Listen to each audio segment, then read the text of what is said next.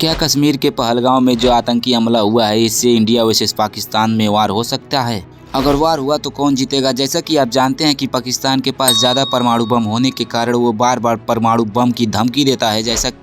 और क्या पाकिस्तान का परमाणु बम इंडिया को परेशान कर सकता है? अगर परेशान किया तो क्या हो सकता है आपको पता ही होना चाहिए साथियों। जैसा कि इस समय जान रहे हैं कि इंडिया और पाकिस्तान के बीच तनातनी होने के कारण परमाणु बम की बार बार धमकी मिल रही है कि मैं इंडिया पर परमाणु बम छोड़ दूंगा, लेकिन मोदी ऐसे बैठने वालों में से नहीं है। आपको पता ही होगा कि पहले का हिंदुस्तान नहीं है, अगर इंडिया को कोई छेड़ता है तो इंडिया किसी को छोड़ता नहीं है। ये मोदी का नारा है, अगर हमको छेड़ोगे तो मैं तुम्हें छोड़ूंगा नहीं। ये लेकिन इस बार पाकिस्तान ने छेड़कर बहुत बड़ी गलती कर दी है।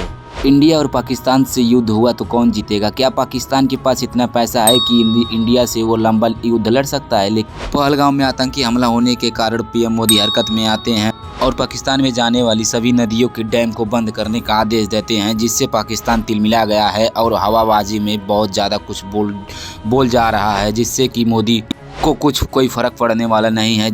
लेकिन अगर इंडिया और पाकिस्तान से युद्ध हुआ तो सब लोग जानते हैं कि इसका नतीजा क्या होगा। आगे चलकर सभी पीढ़ियां क्या करेंगे और क्या नहीं करेंगे। इस समय आप जानते ही हैं कि वेपन का बहुत ज़्यादा चलन चल चुका है, जिससे अगर युद्ध होता है तो बहुत ज़्यादा नुकसान होगा और करोड़ों की प्रॉपर्टी डैमेज होगी, जिससे कि इंडिया और पाकिस्तान में भूखमरी का नौबत भी आ जाएगा। लेकिन आपको पता ही होगा कि इंडिया की करेंसी बहुत ज़्यादा होने के कारण भूखमरी से तो इंडिया नहीं मरेगा, लेकिन पाकिस्तान तिलमिला कर मर जाएगा।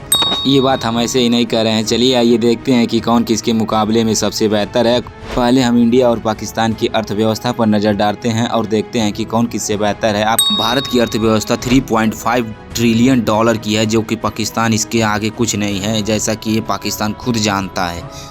और पाकिस्तान की अर्थव्यवस्था 376 अरब डॉलर का ही है, जो कि पाकिस्तान खुद जानता है कि अगर इंडिया से वार हुआ तो हम कुछ समय तक नहीं टिक पाएंगे।